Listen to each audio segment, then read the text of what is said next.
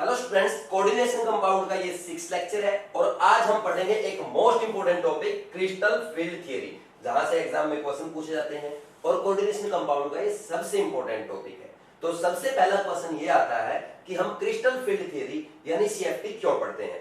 देखो, crystal field theory बाद में आया था, पहले वैलेंस बॉन्ड थ्योरी आया था। वैलेंस बॉन्ड थ्योरी सही से चीजों को एक्सप्लेन नहीं कर पाया, इसलिए हमने एडवांस क्या पढ़ा, क्रिस्टल फील्ड थ्योरी पढ़ा। तो जैसे हमने लास्ट लेक्चर में देखा भी था कि लास्ट में हमने क्या देखा, लिमिटेशंस ऑफ वीवीटी याद होंगी आपको कि ये कलर क्यों शो करते हैं कंपाउंड, या वो मैग्नेटिक डेटा के बारे में नहीं बता पाया, कलर क्यों शो करते हैं ये नहीं बता पाया, स्ट्रॉन्ग फील्ड लिगेंड और वीक फील्ड लिगेंड को वो सेपरेट नहीं कर सका। इसके अलावा वो ये नहीं बता सका कि जो कोऑर्डिनेशन नंबर 4 वाले हैं कुछ तो आपका टेट्राहेड्रल कॉम्प्लेक्स बनाते हैं, कुछ स्क्वायर प्लेनर कॉम्प्लेक्स बनाते हैं, यानी कहीं पे पेयरिंग हो रही थी कहीं पे नहीं हो रही थी, तो ये भी वो बता नहीं सका। तो ये सारे हमने लिमिटेशंस में देखा था, तो इन चीजों को वो सही से एक्सप्लेन नहीं कर पाया, इसलिए हमें क्रिस्टल फील्ड थ्योरी पढ़ना पड़ा। अब आप बोलेंगे आपने सर सारी चीजें कल बता दी थी, आपने पैराडायल भी बता दिया था, स्क्वायर प्लेनर टेट्राहेड्रल कॉम्प्लेक्स भी बता दी थी, मैंने बता दिए थे, लेकिन मैंने आपको पैरेलल ये भी बोला था कि वीवीटी जो एक्चुअल है ना उसने इतना एक्सप्लेन नहीं किया। मैं अपने अकॉर्डिंग पढ़ाता हूं, वीवीटी में मैं सारी चीजें पढ़ा देता हूं।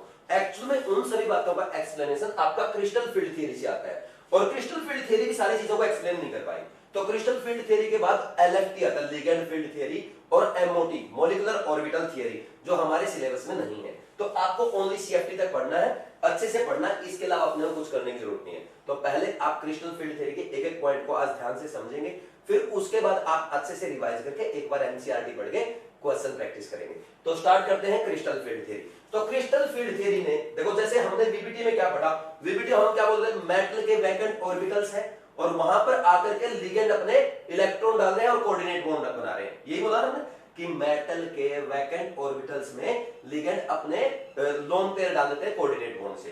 तो ऐसे वहां पे बॉन्डिंग हम बता रहे थे, लेकिन एक्चुअल में ऐसा नहीं होता है। क्रिस्टल फील्ड थ्योरी कहती है कि कोई मेटल और लिगेंड के बीच में ना कोई कोऑर्डिनेट बॉन्ड है, ना ही कोई आपका कोवलेंट बॉन्ड है। तो इसने बताया कि मेटल और लिगेंड के बीच में only electrostatic force of attraction है, यानी मेटल और लिगेंड के बीच में जो बॉन्ड है वो कोवलेंट बॉन्ड नहीं है, वो प्योरली आयोनिक बॉन्ड है। ये किसने बताया, क्रिस्टल फील्ड थ्योरी ने। दूसरा, क्रिस्टल फील्ड थ्योरी ने बोला जो लिगेंड्स है उसको इसने पॉइंट चार्जेस कंसीडर करा। जैसे आप फिजिक्स में पढ़ते हो ना पॉइंट चार्जेस, है ना, लिगेंड्स को इसने पॉइंट चार्ज बता कि हम ये पॉइंट चार्ज है। अब मेटल और आपके लिगेंड के बीच में आपस में अट्रैक्शन रहता है। जैसे ये मान लो मेटल क्या है, कैटायन का काम करता है और वो एनायन का काम करता है, दोनों में आपस में फोर्स ऑफ अट्रैक्शन होता है। अब आपके माइंड में ये डाउट आएगा, सर हमने तो न्यूट्रल लिगेंड भी पढ़े थे, उनको हम एनायन कैसे कंसीडर करें, एनायन का पॉइंट चार्ज कैसे कंसीडर करें। तो देखो, हम अगर बात करें, अगर ये एनायन है, ठीक है,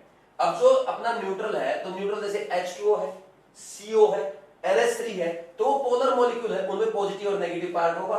तो ये नेगेटिव पार्ट जो है वो आपका मेटल आयन की तरफ अट्रैक्ट हो जाएगा। अब मेटल आयन भी जरूरी नहीं है, जैसे अगर हम बात करें जो मेटल कार्बोनिल्स हैं उनमें क्या है, मेटल पे जीरो ऑक्सीडेशन स्टेट होती है, यानी मेटल एटम न्यूट्रल होता है। तो उसमें क्या होगा, जो मेटल के वैकेंट ऑर्बिटल्स है, वैकेंट ऑर्बिटल जो होते हैं वो भी पॉजिटिव चार्ज की तरह काम करते हैं, यानी वो भी इलेक्ट्रॉन को, नेगेटिव चार्ज को हमेशा अपनी तरफ अट्रैक्ट करेंगे, इलेक्ट्रॉन क्लाउड को अपनी तरफ अट्रैक्ट करेंगे। हम क्या बोलेंगे, मेटल के वैकेंट ऑर्बिटल की तरफ ये पॉइंट चार्जेस यानी लिगेंड्स वो क्या होते हैं, अट्रैक्ट होते हैं, और यहाँ पे कोई ऐसा बॉन्डिंग नहीं हो रही है, ओनली क्या है, इलेक्ट्रोस्टैटिक फोर्स ऑफ अट्रैक्शन है, यानी प्योरली आयोनिक बॉन्ड है। ये बात समझ में आई? तो ये लिखना चालू लिख लो, है ना। सबसे पहले इसको मैं हटा ही देता हूं, है ना, बस ये समझाना था मुझे। समझाना क्या है इसमें, सबसे पहली बात ये है कि आपको ओनली ये समझ में आना चाहिए कि ये पॉइंट चार्जेस है और न्यूट्रल लिगेंड जो है वो पॉइंट चार्ज कैसे काम कर रहे हैं, वो फोर्स ऑफ अट्रैक्शन कैसे उनके बीच में, क्योंकि वो पोलर मॉलिक्यूल्स है। बात समझ में आई? ठीक, मेटल आयन के बीच में बोल दो, या मेटल के वैकेंट ऑर्बिटल में, और लिगेंड के नेगेटिव चार्ज या जो उसका इलेक्ट्रॉन डेंसिटी है उसमें क्या आपस में फोर्स ऑफ अट्रैक्शन है, और purely electrostatic force of attraction है, जो जिसे हम आयोनिक बॉन्ड भी कहते हैं। तो ये पॉइंट था मेन सबसे ज्यादा क्रिस्टल फील्ड थ्योरी का। ठीक, पहले दो पॉइंट लिख लो फिर आगे एक्सप्लेन करते हैं। तो सबसे पहला पॉइंट आपने क्या पढ़ा, लिगेंड्स आर, पहला पॉइंट में लिखता हूं, साथ के साथ लिख लो। देखो अब टाइम वेस्ट नहीं करना, साथ के साथ लिख लो, क्योंकि हमने समझ लिया लिगेंड अकॉर्डिंग टू सीएफटी, ऐसा लिख लो, according to CFT ligands are considered as point charges, considered as point charge। ठीक, अब लिगेंड पे नेगेटिव चार्ज भी हो सकता है, और अगर न्यूट्रल लिगेंड होगा वो क्या होगा, पोलर होगा, माइनस प्लस ऐसे शो कर सकते हैं, या सीधा प्लस उस पे माइनस प्लस भी शो कर दो, जैसे वाटर मॉलिक्यूल है या अमोनिया है, हम शो करते हैं ना कि पोलर मॉलिक्यूल है ऐसे, तो ये पॉइंट चार्ज की तरह काम करते हैं। ठीक, सेकंड पॉइंट, तो हमने क्या बोला था, सेकंड पॉइंट यही बोला कि मेटल में और लिगेंड में क्या है, कोवलेंट बॉन्ड नहीं है, क्या है, pure electrostatic force of attraction यानी आयनिक बॉन्ड है। तो ये पॉइंट लिख दो, देखो there is no coordinate, coordinate और कोवलेंट एक ही बात है ना, देयर इज नो कोऑर्डिनेट और covalent bond between central metal atom और ion and ligand, but there is only electrostatic force of attraction between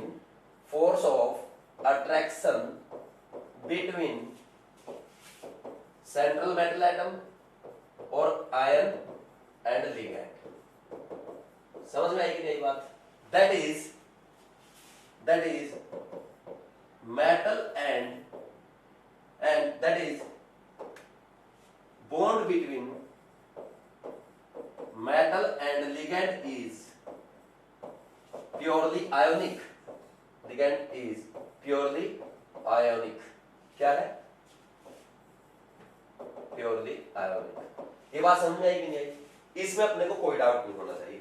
ठीक, अब देखो जब ये मेटल एटम को अप्रोच करते हैं, लिगेंड्स जब मेटल एटम को अप्रोच करते हैं वहां पे क्या होता है, जब वो मेटल एटम को अप्रोच करेंगे उनमें मेटल के ऑर्बिटल्स में और लिगेंड में आपस में क्या होगा, फोर्स ऑफ अट्रैक्शन होगा, और उस फोर्स ऑफ अट्रैक्शन से जो मेटल के 5d ऑर्बिटल्स है, भाई डी सब सेल में कितने ऑर्बिटल होते हैं, 5 ऑर्बिटल होते हैं, जो 5d ऑर्बिटल्स है इनकी सबकी इक्वल एनर्जी रहती है, और जिनकी इक्वल एनर्जी हो उनको कहते हैं हम डीजेनरेट ऑर्बिटल्स। तो इन डीजेनरेट ऑर्बिटल्स को यानी इक्वल एनर्जी वाले ऑर्बिटल्स को जब आपका लिगेंड अप्रोच करता है तो वहां पे मेटल एटम के ऑर्बिटल्स, मेटल एटम के वैकेंट ऑर्बिटल्स और लिगेंड में due to force of attraction से आपकी एनर्जी रिलीज होती है। ठीक, इसको कहते हैं हम क्रिस्टल फील्ड स्टेबलाइजेशन एनर्जी। क्या कहते हैं, क्रिस्टल फील्ड स्टेबलाइजेशन एनर्जी। अब एनर्जी रिलीज होगी तो क्या करेगी, तोड़फोड़ करेगी। वो क्या करती है, इन 5d जनरेट ऑर्बिटल्स को स्प्लिटिंग कर देती है T2g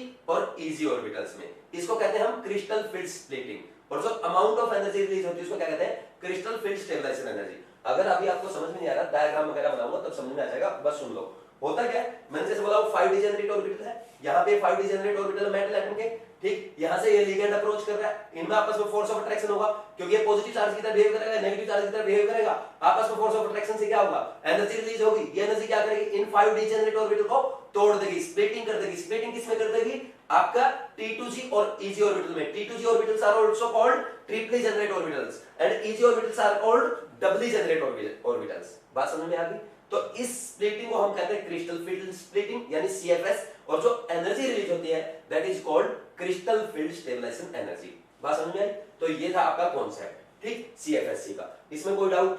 अब देखो आगे बढ़ते हैं। अब अगर स्ट्रॉन्ग फील्ड लिगेंड होगा तो ये जो अमाउंट ऑफ एनर्जी रिलीज हो रही है यानी CFSC जो रिलीज हो रही है वो ज्यादा होगी, अगर वीक फील्ड लिगेंड होगा तो वो कम एनर्जी रिलीज होगी, क्योंकि स्ट्रॉन्ग फील्ड लिगेंड में और मेटल एटम में ज्यादा फोर्स ऑफ अट्रैक्शन होगा जिससे ज्यादा एनर्जी रिलीज होगी, और वीक फील्ड में थोड़ी कम होगी। तो जिसमें ज्यादा एनर्जी रिलीज होगी उसकी स्टेबिलिटी ज्यादा होगी, इसलिए हमेशा स्ट्रॉन्ग फील्ड लिगेंड क्या है, ज्यादा स्टेबल कॉम्प्लेक्स बनाते हैं, किससे, वीक फील्ड लिगेंड से।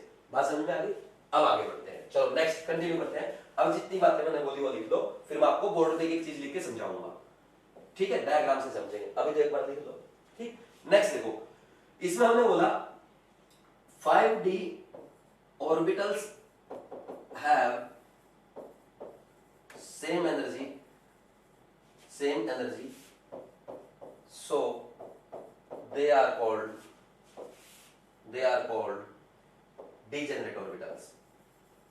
degenerate orbitals, generate spelling ठीक करो, degenerate orbitals, बात समझ में आ गई भाई? ये पहला पॉइंट हमने बोला। फिर हमने दूसरा पॉइंट क्या बोला था कि इन 5 डिजेनरेट ऑर्बिटल को कौन कौन अप्रोच करेंगे? मेटल ऑर्बिटल, लिगेंड के ऑर्बिटल्स अप्रोच करते हैं। ठीक, when ligands approach to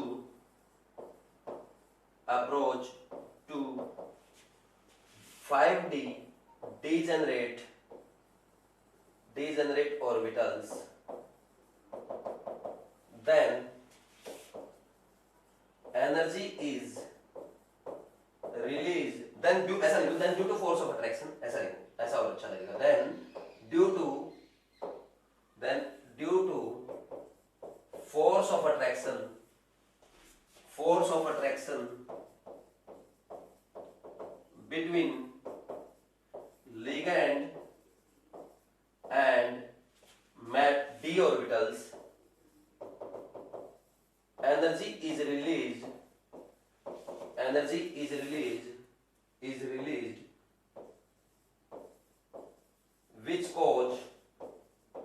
which destroy degeneracy of these 5D orbitals and split them into T2G and EG orbitals, T2G and EG orbitals। और T2G को क्या कहते हैं? T2G के ब्रैकेट में आप लिख सकते हो, T2G को क्या बोलते हैं? ट्रिपली जेनरेट ऑर्बिटल्स, ठीक है भाई। एंड EG को क्या कहते हैं? EG called doubly generate orbitals. ये बात समझ में आई अपने को? ठीक, अब आगे बढ़ते हैं। नेक्स्ट देखना, फिर हमने क्या बोला? This splitting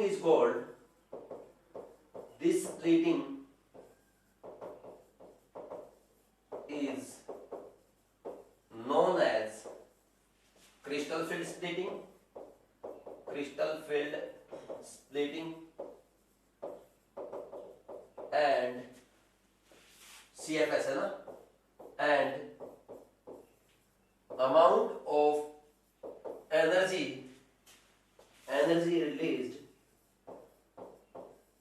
released is known as crystal field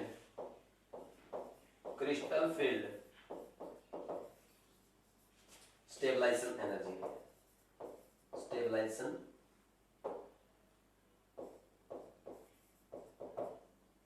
energy, यानी शॉर्ट में क्या बोलेंगे? CFSC। ठीक, क्रिस्टल फील्ड स्टेबलाइजेशन एनर्जी। कोई डाउट है क्या? ठीक, ये पॉइंट हो गए। एक लास्ट पॉइंट और है, वो यहीं पे लिख लेते हैं, अपने पास थोड़ी सी जगह बना लेते हैं इसको छोटा करके। ठीक, लास्ट लाइन में आ जाएगा।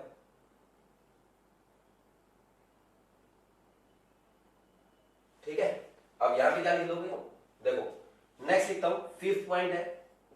5th पॉइंट में हमने क्या बोला था? जो क्रिस्टल फील्ड स्टेबलाइजेशन एनर्जी है वो स्ट्रॉन्ग फील्ड लिगेंड के केस में ज्यादा रिलीज होगी और वीक फील्ड के लिगेंड के केस में कम रिलीज होगी। तो इसलिए जो स्ट्रॉन्ग फील्ड लिगेंड है वो ज्यादा स्टेबल कॉम्प्लेक्स बनाते हैं वीक फील्ड लिगेंड से। ठीक, तो क्या लिखेंगे? CFSC is more in case of strong field ligand than weak field ligand, hence strong field ligand form more stable complex than weak field ligand। ये बात समझ में आ गई? तो ये आपका कॉन्सेप्ट था, ये अपने को पढ़ना था ओनली, है ना? तो ये लिख लो आप, फिर हम आगे बढ़ते हैं। ये लिख लिया वो साथ के साथ, अगर कोई पॉइंट बचा है तो लिखो और समझो इसको अच्छे से। यही क्रिस्टल फील्ड थियरी है, क्रिस्टल फील्ड थियरी आपकी यही है। समझ आ रहा कि नहीं आ रहा? ठीक,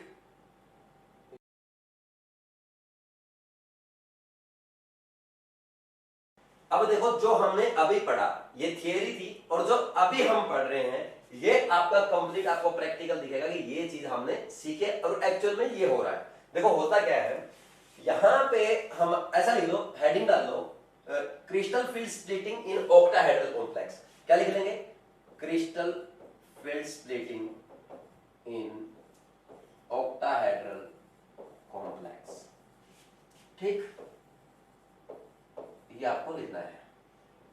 आप देखो यहाँ पे क्या हो रहा होगा, यहाँ पे अगर बात की जाए, जैसे यहाँ पे हमारा कोई भी मेटल एटम है, ठीक, उसको 6 लिगेंड अप्रोच करते हैं, ठीक, 6 लिगेंड के एटम अप्रोच करते हैं। एक्चुअल में क्या है, यहाँ पे होता ये ऐसा है, ये मेटल एटम के अराउंड ये लिगेंड फील्ड बना लेते हैं ऐसे, ठीक, ऐसे यहाँ पे ये लिगेंड का वो फील्ड बन जाएगा, ठीक। एक्चुअल में ऐसा होता है, समझ आ रही बात? तो ये लिगेंड्स ने इसको सराउंड कर दिया मेटल एटम को या मेटल आयन को, बस समझ में आई? अब होगा क्या, ऑक्टाहेड्रल कॉम्प्लेक्स में ज्योमेट्री कैसी बनेगी? ऑक्टाहेड्रल बनेगी, ये हम पहले ही देख चुके हैं। तो इस केस में आपके मेटल एटम के सराउंडिंग में आपको लिगेंड्स ऐसे नजर आएंगे। क्या करते नजर आएंगे? यहां पे ऐसे नजर आएंगे, ऑक्टाहेड्रल ज्योमेट्री बनाते हुए। देखो भाई, ये ऐसे, बात समझ में आई? 6 लिगेंड, और इसमें हम इनको ऐसे भी दिखा सकते हैं, जैसे ये वाला आपका, इसको, और ये वाला है, इसको हम कैसे दिखा सकते हैं? ये ऐसे, वेट, ये ऐसे डॉट से दिखा रहा हूं मैं। ये वेज डैश फॉर्मूला है, ये आप वहां पढ़ेंगे आगे ऑर्गेनिक में, ठीक। यहां पे इसको थोड़ा सा साफ साफ बना दे ताकि आपको क्लियर समझ में आए, ठीक। ये और ये वाले, इनको ना, जो ये वाले हैं, इनको हम सॉलिड लाइन से रिप्रेजेंट करते हैं। सॉलिड लाइन से कैसे करते हैं? यहां पे इनको ऐसे रिप्रेजेंट करूंगा मैं, और ये ऐसे सॉलिड लाइन है। वो डैश लाइन है, यानी टूटी हुई लाइन है, ये ऐसे रिप्रेजेंट करते हैं, ऐसे हम शो, ठीक। अब इसका मतलब ही समझा देता हूं मैं आपको, आपने साथ साथ बना लिया होगा। ये होता है आपका सॉलिड लाइन और वो आपकी dash line, this is veg dash formula, ठीक। तो एक लिगेंड तो आपका यहां पे ऐसे आएगा, ठीक है, एक लिगेंड ऐसे आएगा, एक लिगेंड आपका यहां पे आएगा, और एक लिगेंड आपका यहां पे आएगा, ऐसे बनते हैं, ठीक। ये बनेगी इनकी स्क्वायर प्लेनर ज्योमेट्री, ये square planar geometry, square planar बन रहा है, ठीक। और ये वाला जो लिगेंड है यहां पे आएगा, ये आपके स्क्वायर बाई पिरामिडल ज्योमेट्री बना देंगे, यानी ऑक्टाहेड्रल ज्योमेट्री बना देंगे। बात समझ में आई? देखो अब ध्यान से सुनना मेरी बात, अब मैं दूसरे पेन से बना रहा हूं। यहां पे मान लीजिए, ये क्या 90 डिग्री पे है सारे के सारे आपस में, ठीक। तो यहां पे ये मान लीजिए आपने क्या मान लिया, ये अगर आपने एक्स एक्सिस माना तो ये 90 डिग्री का एंगल है, तो ये वाई एक्सिस रहा होगा, ठीक। और ये कौन सा रहा होगा? This is Z axis. ये बात सबको समझ में आ रही है? इसमें कोई डाउट नहीं होना चाहिए। एक्चुअल में कैसा दिख रहा है मैं बता देता हूं आपको। आप मान लीजिए अपने पास ये एनसीईआरटी है, ये है, ये स्क्वायर प्लेनर है, ठीक। यहां पे सेंट्रल मेटल एटम है, यहां पे ये दो आयंस ऐसे, ये दो मेरी तरफ है, जो डैश वाले हैं इस कॉर्नर पे है, इस कॉर्नर पे, इस कॉर्नर पे, इस कॉर्नर पे, ये सॉलिड वाले आपकी तरफ वाले कॉर्नर पे है। तो ये आप मान लो, ये बोर्ड को मैंने, बोर्ड को ये सीधा मान लिया, बोर्ड के प्लेन में मैंने क्या बना दिया? जेड एक्सिस, ऐसे जो आपको दिख रहा है, और ये आपकी तरफ है, ये बोर्ड बाहर की तरफ है, बोर्ड के प्लेन से बाहर की तरफ है, और ये बोर्ड के प्लेन के अंदर की तरफ है। तो ये प्लेन ऐसे है और ये ऐसे है, ये 3D, इसको 3D रिप्रेजेंटेशन कहते हैं। समझ आ रही बात? कोई डाउट इसमें नहीं होना चाहिए। अब देखो, ये अगर एक्स एक्सिस आपका होगा, यहां पे मैं इसको अगर एक्स एक्सिस बोलूंगा इसको, तो ये वाई होगा और ये जेड होगा। बात समझ में आई? अब देखते हैं, हम एक बात कहते हैं, क्रिस्टल फील्ड इसमें ऑक्टाहेड्रल कॉम्प्लेक्स में हमेशा लिगेंड अप्रोच करते हैं किसके अलोंग? किसके अलोंग अप्रोच करेंगे? हमेशा एक्सिस के अलोंग अप्रोच करते हैं। तो लिख लेते हैं बात वैसे, ताकि बाद में कभी रिवीजन करें तो हमें डाउट नहीं आना चाहिए। इन अकॉर्डिंग टू सीएफटी लिख देता हूं, और बल्कि येलो पेन से लिख रहा हूं, according to CFT, according to CFT in octahedral complex, octahedral complex, ligands approach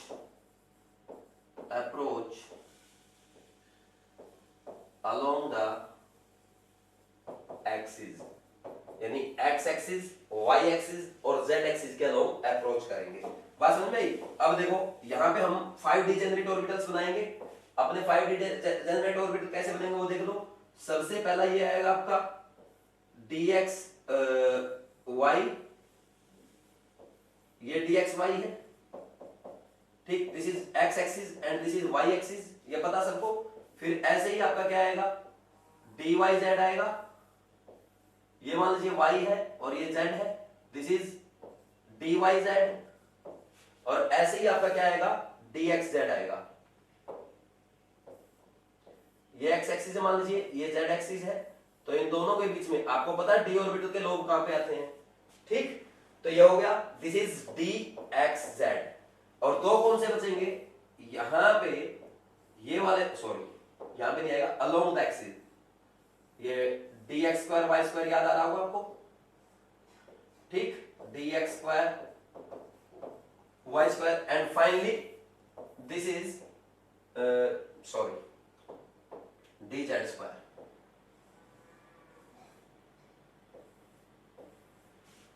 ठीक है भाई, दिस इज dz स्क्वायर, इसमें कोई डाउट नहीं है मेरे ख्याल में आपको। अब ध्यान से सुनना मेरी बातें। अब एक्चुअल में क्या होता है उसको थोड़ा सा नीचे कर देते हैं, वो सही नहीं बना हुआ, ठीक दिख रहा। चलो नेक्स्ट कंटिन्यू करते हैं। यहां पे क्या होगा, जो ये ऑर्बिटल है, इन्हीं केस में देखो मेटल ऑर्बिटल कहां से आएगा भाई, अगर मेटल सॉरी लिगेंड ऑर्बिटल कहां से आएगा, ऐसे अप्रोच करेगा लिगेंड का ऑर्बिटल, ठीक, अलोंग द एक्सिस, ये आ रहा है, ये आएगा कि नहीं आएगा, यही तो पढ़ा अभी हमने, ठीक। तो अब देखो ये लिगेंड के ऑर्बिटल के इलेक्ट्रॉन्स है, ये लिगेंड का ऑर्बिटल है ना, और यहां पे आपका जो मेटल का ऑर्बिटल है, मेटल के ऑर्बिटल का लोब जो है वो x और y एक्सिस के बीच में है, यानी यहां पे 45 डिग्री पे है, ठीक, दोनों के बीच में।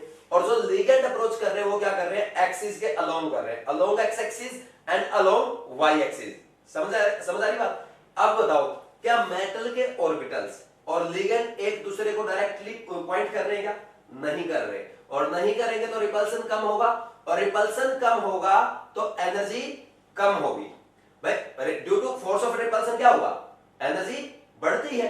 अब इनका आपस में रिपल्सन कम होगा तो आपस में एनर्जी कम होगी, और एनर्जी कम होगी तो स्टेबिलिटी ज्यादा होगी। तो ये तीनों क्या है, एक जैसे ऑर्बिटल बनाते हैं जिसको कहते हैं T2G ऑर्बिटल, ठीक, और इनकी एनर्जी कम रहती है। देखो ये यहां से अप्रोच करेंगे, यहां से अप्रोच करेंगे, ठीक, इन तीनों में ये बात समझ में आई आपको। देखो मैं क्या कहूंगा, इन तीनों के केस में क्या हो रहा है, ligand do not point directly to metal orbitals, सही है, डायरेक्टली पॉइंट नहीं कर रहे, हेंस रिपल्सन इज लेस, ऐसा लिख दो, ऐसे शो कर दो, और एनर्जी भी क्या होगी, नहीं कम होगी। समझ आई बात? और इनके केस में अगर बात करेंगे आप, इन दोनों के केस में, तो आपको साफ साफ दिख रहा है, लिगेंड के ऑर्बिटल तो कहां से अप्रोच करेंगे, अलोंग द एक्सिस। अब जब अलोंग द एक्सिस वो अप्रोच करते हैं, क्या होगा, मेटल ऑर्बिटल और लिगेंड आपस में एक दूसरे के सामने आ गए, रिपल्सन ज्यादा होगा, रिपल्सन ज्यादा होगा तो एनर्जी ज्यादा होगी, ठीक, इनकी एनर्जी कम होती है, इनकी एनर्जी ज्यादा होगी। तो एक बात लिख लो, क्या लिखोगे भाई, ligands point directly to metal orbitals, directly to metal orbitals, ठीक है ना, हेंस रिपल्सन इंक्रीज, और जब भी रिपल्सन इंक्रीज होता है तो स्टेबिलिटी क्या बोलो, सॉरी एनर्जी भी इंक्रीज हो जाएगी और स्टेबिलिटी कम हो जाएगी। ये तो कॉन्सेप्ट है, बेसिक कॉन्सेप्ट है, तो हमेशा हम पढ़ के आए हैं, एनर्जी इंक्रीज होगी तो इनकी एनर्जी ज्यादा रहेगी T2G ऑर्बिटल की, इजी ऑर्बिटल्स की, और T2G की कम रहेगी ऑक्टाहेड्रल कॉम्प्लेक्स में। ये कैसे रहती है अभी मैं आपको इनकी स्प्लिटिंग करके दिखाऊंगा, आप एक बार इतना नोट कर दो फिर हम आगे बढ़ते हैं। लिखो इसको जल्दी से।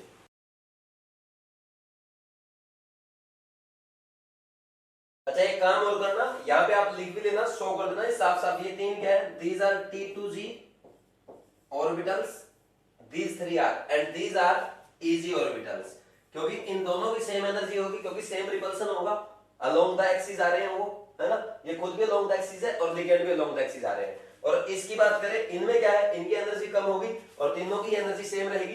These are T2G orbitals, triply generate orbitals, and these are EG orbitals, doubly generate orbitals. तो T2G EG लिख लो।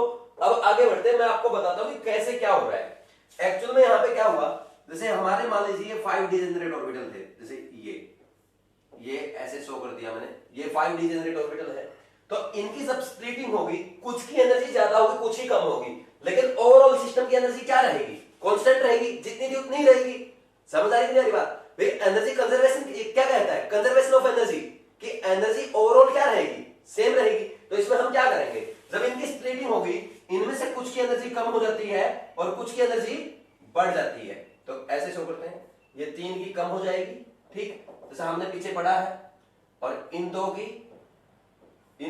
की घट जाएगी, इन 2 की बढ़ जाएगी, ठीक है, क्योंकि इनमें रिपल्सन कम हो रहा है, रिपल्सन नहीं है इनमें, ठीक। अब यहां पे अगर बात की जाए, तो जब हम इसकी एनर्जी की बात करेंगे, जो ये एनर्जी गैप है टोटल यहां से यहां तक, ये वाला, this is called delta naught और CFSC। समझ आ रही बात? यहां पर लिख लेना, डेल्टा नोट क्या है, डेल्टा नोट ही आपका CFSC है। हम डेल्टा नोट किसे लिख रहे हैं, CFSC को। और इसको हम एक चीज और लिख देते हैं, इसको 10 DQ भी बोलते हैं, 10 DQ। समझ आई कि नहीं बात? अब देखो, मान लीजिए मैं अगर यहां पे एक काम करूं, इसको टोटल एनर्जी इस लेवल को 0 मान लूं, तो यहां पे क्या लिखेंगे, इसकी हम जब बात करेंगे, यहां पे ये वाला एनर्जी गैप, ये कितना है, 2/5 डेल्टा नोट। समझ आई बात? और ये वाला एनर्जी गैप क्या रहेगा आपका, 3/5 डेल्टा नोट। कोई डाउट नहीं? ठीक, कैसे? अब देखो, इसको ना हम एक काम कर सकते हैं, क्योंकि ये दिखा सकते हैं कि एनर्जी डिक्रीज हो रही है, इसलिए यहां पे माइनस साइन शो कर सकते हैं, ठीक। इनके केस में एनर्जी डिक्रीज हो रही है, स्टेबलाइजेशन हो रहा है, ठीक। And these are T2G orbital and these are EG orbitals, हम ऐसा भी शो कर सकते हैं। और इसको हम ऐसे भी शो करते हैं, और 6 DQ, ठीक, और 4 DQ, ऐसा भी लिख सकते हैं। बात समझ में आई? और इसके आगे माइनस का मतलब ये है कि इनकी एनर्जी कम हो रही है। जैसे हम दिखाते हैं ना, जैसे अब ये देखो, ये एक्स एक्सिस मान लीजिए, इसके ऊपर ऐसे दिखाते हैं, ये यहां क्या लिखते हैं, +y वाले और नीचे -y वाले, वैसा ही है, बस रिप्रेजेंटेशन है, ठीक। तो अब देखो, टोटल एनर्जी हमने बोला कि 0 रहती है, मान लीजिए 0 रहती है, हम क्या बोलते हैं, टोटल एनर्जी ओवरऑल 0 रहेगी। तो यहां पे जब भी आप ओवरऑल एनर्जी करोगे ना, करके देख लो, नीचे 3 ऑर्बिटल है, तो मैक्सिमम कितने इलेक्ट्रॉन आएंगे, 6। तो 6 इंटू -2/5 डेल्टा नोट, प्लस क्या लिखोगे इसको, प्लस और क्या करेंगे, 4 इंटू ऊपर कितने आएंगे, EG में तो 2 ही ऑर्बिटल, 4 इलेक्ट्रॉन आएंगे, 4 इंटू 3/5 डेल्टा नोट। ओवरऑल 0 आएगी, नहीं, क्योंकि आप बोलते थे इसको हमने रेफरेंस को 0 मान लिया, ठीक। समझ आ रहा है? ओवरऑल एनर्जी गैप क्या है, डेल्टा नोट है, ये 3/5 डेल्टा नोट और इनका 2/5 डेल्टा नोट। और जब भी आप क्रिस्टल फील्ड स्टेबलाइजेशन एनर्जी यहां पे लिखते हैं, चलो ये फॉर्मूला मैं बाद में लिखवा दूंगा आपको, अभी तो आप इतना ही लिख लो, क्योंकि अभी एक बार हम डायग्राम पढ़ लें तो फिर लिखते हैं, या लिखना चाहो तो लिख सकते हो। यहां पे ऐसे लिखा है, crystal field stabilization energy is equal to -2/5 delta naught into में n into T2G, n T2G। n T2G का मतलब क्या है कि number of electrons in T2G orbitals, plus 3/5 delta naught into में n EG। इसका मतलब क्या है, number of electrons in EG orbitals, plus P। What is P? P is pairing energy. What is P?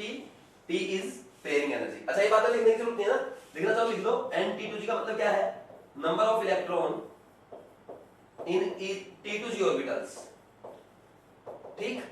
और इसका मतलब क्या, n EG का मतलब क्या है, number of electrons in EG orbitals, और P इज पेयरिंग एनर्जी, ठीक। अगर एक पेयर बनेगा तो 1p लिख देंगे, दो पेयर बनेगा तो 2p लिख देना, ठीक, और 3 पेयर बने तो 3p लिख देना।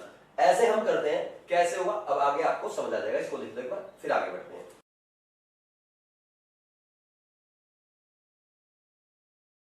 हमने अच्छे से क्रिस्टल फील्ड स्प्लिटिंग कर लिया है। अब हम D1 से D10 तक एक एक इलेक्ट्रॉनिक कॉन्फ़िगरेशन लिखेंगे अच्छे से। इसके साथ साथ हम ये भी लिखेंगे नंबर ऑफ अनपेयर्ड इलेक्ट्रॉन कितने हैं और मैग्नेटिक मोमेंट कितना होगा, क्योंकि एग्जाम में क्वेश्चंस पूछे जाते हैं। और साथ ही साथ हम ये भी कर लेंगे वीक फील्ड लिगेंड के केस में क्या कॉन्फ़िगरेशन होगा और स्ट्रॉन्ग फील्ड लिगेंड के केस में क्या कॉन्फ़िगरेशन होगा। तो चलो स्टार्ट करते हैं, इधर आ जाओ।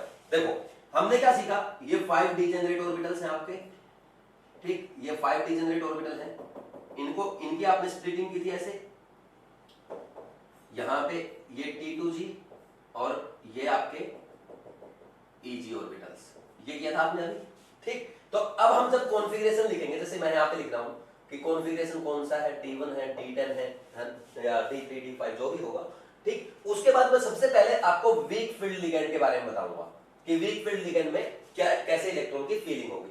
फिर इसके बाद हम क्या करेंगे, यहां पे नंबर ऑफ अनपेयर्ड इलेक्ट्रॉन लिख देंगे, फिर इसका मैग्नेटिक मूवमेंट लिख देंगे इन बोर मैग्नेट्रॉन। बात समझ में आई?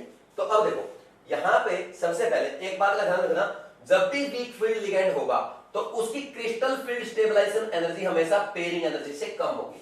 क्या अभी आपको समझ में आ जाएगा इसका मतलब क्या है?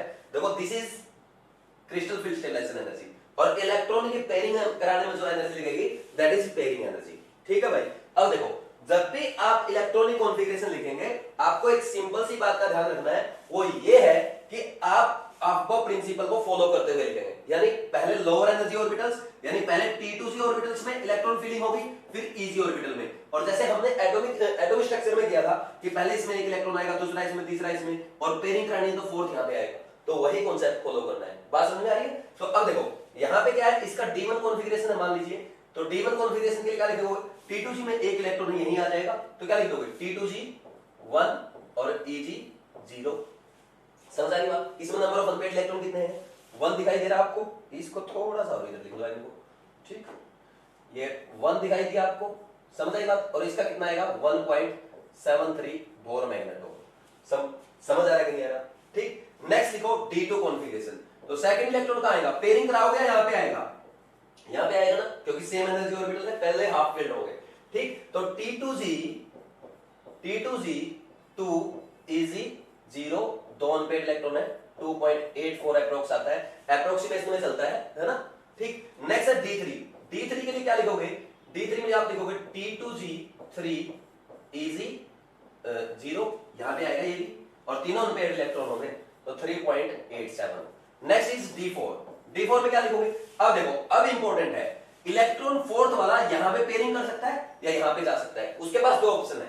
बात हम कर रहे हैं वीक फील्ड लिगेंड की, तो वीक फील्ड लिगेंड में ये क्रिस्टल फील्ड स्टेबलाइजेशन एनर्जी यानी डेल्टा नोट कम है, पेयरिंग एनर्जी ज्यादा है, यानी पेयरिंग एनर्जी मान लीजिए 100 है और अपना ये पेयरिंग एनर्जी है मान लीजिए, और डेल्टा नोट आपका कितना है 80 है, तो आप यार पेयरिंग कराने में ज्यादा एनर्जी चाहिए अपने को, इलेक्ट्रॉन को यहां पहुंचाना आसान है, तो हम क्या करेंगे, इलेक्ट्रॉन को यहां पहुंचा देंगे। बात समझ में आई? तो ये कॉन्सेप्ट था। तो इसमें क्या करोगे, D4 यहां जाएगा, देखो T2G 3 रहेगा, EG 1 और number of unpaired electron 4। Configuration क्या ये कितना आएगा, 4 पॉइंट समथिंग आएगा, 4 पॉइंट समथिंग कितना लिख लो यार, 4.90 लिख लो, है ना। नेक्स्ट D5, तो D5 में पेयरिंग नहीं होगी, पहले इलेक्ट्रॉन यहां जाएगा, तो T2G 3 और EG 2, ये 5 अनपेयर्ड इलेक्ट्रॉन, दिस इज 5.92, ठीक। नेक्स्ट इसमें D6 आएगा इसका कॉन्फ़िगरेशन, तो अब 6 इलेक्ट्रॉन की तो मजबूरी है, आपको पेयरिंग करना ही करना पड़ेगा, क्योंकि 500 ऑर्बिटल क्या है, हाफ फील्ड है, ठीक। तो ये इलेक्ट्रॉन यहां आ जाएगा। बात समझ में आई? तो T2G 4 EG 2, number of unpaired electron 4 आएंगे, और ये 4.90। अच्छा 4 पॉइंट समथिंग आएगा, बस ये ध्यान रखो, आप ज्यादा वो पढ़ने की जरूरत नहीं है, 3.87 एग्जैक्ट याद रखने की जरूरत नहीं है। मैंने बताया था जितना नंबर ऑफ अनपेयर्ड इलेक्ट्रॉन होंगे उसका समथिंग, उससे आगे वाले नंबर से छोटा और नंबर ऑफ इलेक्ट्रॉन उससे बड़ा, ठीक। जैसे मान लीजिए नंबर ऑफ अनपेयर्ड इलेक्ट्रॉन 3 है, तो 3 पॉइंट समथिंग आएगा, 4 से छोटा रहेगा, ठीक। बस ये ध्यान रखना है। नेक्स्ट D7, ये वैल्यू एग्जैक्ट याद रखने की जरूरत नहीं है। D7 में क्या होगा, एक और यहां पे पेयरिंग कर जाएगा, T2G 5 EG 2 और अनपेयर्ड इलेक्ट्रॉन एक यहां, दो वहां, 3 बचेंगे, 3 पॉइंट वही लिख दो फिर 87, ठीक। नेक्स्ट D8 कॉन्फ़िगरेशन में देखो T2G यहां पे एक और आ जाएगा, T2G 6 सारे पेयरिंग में हो गए, यहां पे EG 2 और ये नंबर ऑफ अनपेयर्ड इलेक्ट्रॉन 2 ही बचेगा, और दिस इज 2.84, ठीक। नेक्स्ट D9 में एक इलेक्ट्रॉन यहां चला जाएगा, तो T2G 6 EG 3, ठीक। एक ही अनपेयर्ड इलेक्ट्रॉन बचेगा, 1 पॉइंट कितना आएगा 73 लिखते हैं। नेक्स्ट इज D10 के केस में क्या होगा, T2G 6 EG 4, ये आ गया, कोई अनपेयर्ड इलेक्ट्रॉन नहीं है, मैग्नेटिक मूवमेंट, ये टोटल क्या होगा 0 होगा। बात समझ में आ रही? अब देखो इसमें कोई डाउट मेरे ख्याल में आपको नहीं होना चाहिए, ठीक, अब हमने एक काम करेंगे, ये हमने वीक फील्ड लिगेंड केस में लिखा है, अब अपने को स्ट्रॉन्ग फील्ड लिगेंड केस में दोबारा करना है, एक एक यही लिखा रहेगा, है ना, इसमें ऐसे ही करते रहेंगे ट्राई। ठीक, अब इसके बराबर में टेबल बन जाएगी, है ना, एक ही पेज पे बना लेना पैरेलल। अब यहाँ देखो, इसको थोड़ा सा साइड में कर देते हैं ताकि अपने पास स्पेस बचा रहेगा काफी, यहाँ पे काफी स्पेस है। ठीक, अब देखना यहाँ पे क्या करूंगा, यहाँ पे लिखूंगा कॉन्फ़िगरेशन तो दिख रखा D1 D2 वो तो दिख रखा। अब अपने को लिखना स्ट्रॉन्ग फील्ड लिगेंड के केस में, स्ट्रॉन्ग फील्ड लिगेंड के केस में आपको पता डेल्टा नॉट ज्यादा रहेगा पेयरिंग एनर्जी से, क्योंकि स्ट्रॉन्ग फील्ड लिगेंड के केस में स्प्लिटिंग ज्यादा होती है, तो क्रिस्टल फील्ड स्टेबलाइजेशन एनर्जी ज्यादा रहेगी, ये डेल्टा नॉट। ठीक, फिर हम क्या कर रहे हैं, नंबर ऑफ अनपेयर्ड इलेक्ट्रॉन, और यहाँ लिखना अपने को न्यू, तो एन और न्यू थोड़ा सा राइट साइड में लिख दो ताकि अपने पास सही लिखा रह सके। तो अब देखो कैसे करेंगे, तो D1 के लिए कैसे लिखोगे, तो D1 के लिए तो पहला इलेक्ट्रॉन यहाँ आएगा, कोई डाउट नहीं होना चाहिए इसमें। ठीक, पहला इलेक्ट्रॉन यहाँ आएगा तो सिंपल सी बात है, T2G में आया है तो क्या कर दोगे, T2G1 Eg0, क्या लिखोगे, T2G1 Eg0, number of unpaired electron 1.73। ठीक, नेक्स्ट T2G में क्या करोगे, नेक्स्ट क्या करोगे, सेकंड इलेक्ट्रॉन यहाँ आएगा D2 में, तो D2 में आएगा तो T2G2 Eg0 2.84 जितना भी आया है। ठीक, नेक्स्ट थर्ड इलेक्ट्रॉन D3 में, ये यहां आएगा, तो D3 में यहां आएगा T2G3 Eg0 3 इलेक्ट्रॉन 3.87 जो लिखना चाहो। नेक्स्ट D4 में देखो, अब D4 में हमने क्या लिखा, क्रिस्टल फील्ड स्टेबलाइजेशन एनर्जी ज्यादा है, पेयरिंग एनर्जी कम है, तो पेयरिंग की बजाय क्या करेगा, पेयरिंग की बजाय क्या आएगा, पेयरिंग की बजाय वो सॉरी ऊपर इलेक्ट्रॉन जाने की बजाय, क्योंकि ये एनर्जी गैप ज्यादा हो जाएगा। यहां पे हमने एक इसके लिए लिखा था वीक फील्ड लिगेंड के लिए, और स्ट्रॉन्ग फील्ड लिगेंड के लिए मान लीजिए हम बोले कि delta naught is equal to 130 है, तो पेयरिंग कराना आसान है या आपको ऊपर इलेक्ट्रॉन पहुंचाना है आसान है, तो पेयरिंग कराना आसान रहेगा क्योंकि पेयरिंग एनर्जी कम है, क्रिस्टल फील्ड स्टेबलाइजेशन एनर्जी ज्यादा है, ऊपर इलेक्ट्रॉन जाने के लिए आपको 130 एनर्जी चाहिए, पेयरिंग कराने के लिए आपको ओनली 100 चाहिए, तो 100 में विश्वास करेगा भाई पेयरिंग ही कर दो। बात समझ आएगी नहीं आई, कोई डाउट है क्या? ठीक, तो पेयरिंग एनर्जी कम है यहाँ पे, तो पेयरिंग कर जाएगा, क्या लिखोगे कॉन्फ़िगरेशन, अलग कॉन्फ़िगरेशन आएगा इस बार T2G4 Eg0, और नंबर ऑफ अनपेयर्ड इलेक्ट्रॉन देख लो, दो बचेंगे 4 इसको लिख दोगे 90। ठीक, नेक्स्ट इसी तरह फिफ्थ इलेक्ट्रॉन यहाँ आएगा D5 का, तो T2G5 Eg0, number of unpaired electron 1, और ये 1.73। अब इसके बाद नेक्स्ट जब हम आगे बढ़ेंगे, ये 6 इलेक्ट्रॉन यहां आ जाएगा, तो T2G6 और Eg0 0 इलेक्ट्रॉन, 0 अनपेयर्ड इलेक्ट्रॉन, तो क्या होगा यहाँ पे 0 magnetic moment. Next 7th electron का कोई मतलब ही नहीं, सीधा सीधा यहाँ आएगा क्योंकि ये कंप्लीट फिल हो चुका है, तो 7th इलेक्ट्रॉन यहाँ आ जाएगा T2G6 Eg1 1 अनपेयर्ड इलेक्ट्रॉन है, 1.73 लिख दोगे। नेक्स्ट नेक्स्ट आएगा आपका D8 में, D8 का क्या आएगा, T2G6 और Eg2, तो 2 अनपेयर्ड इलेक्ट्रॉन 2.84।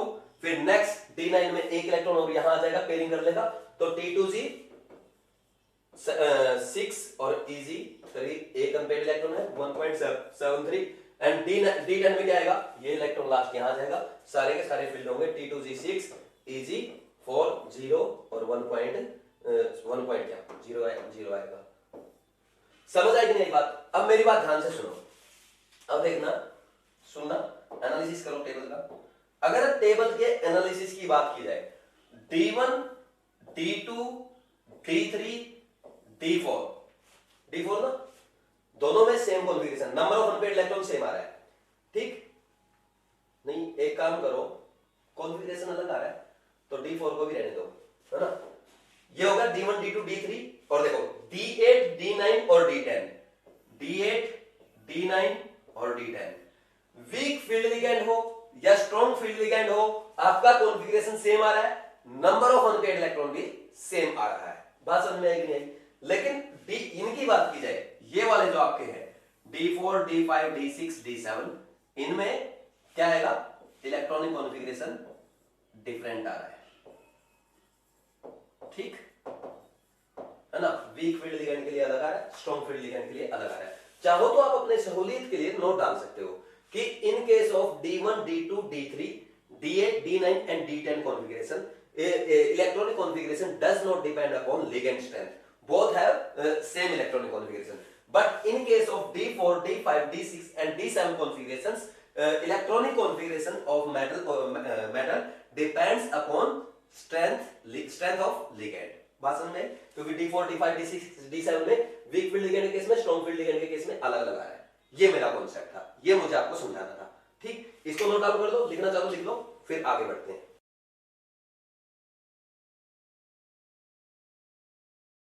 अब जो लास्ट पॉइंट मैंने आपको बताया था, या तो आप एक काम करो अपनी लैंग्वेज में लिख लो या मेरे साथ साथ नोट डाल दो।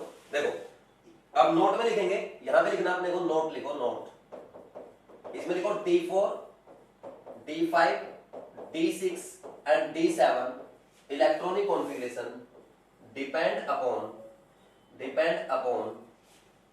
अपॉन स्ट्रेंथ या लिगेंड स्ट्रेंथ, बस सीधा लिख दो, depend upon ligand strength, while D1 D2 D3 while D1 D2 D3 D8 D9 D and D10 electronic configuration are independent of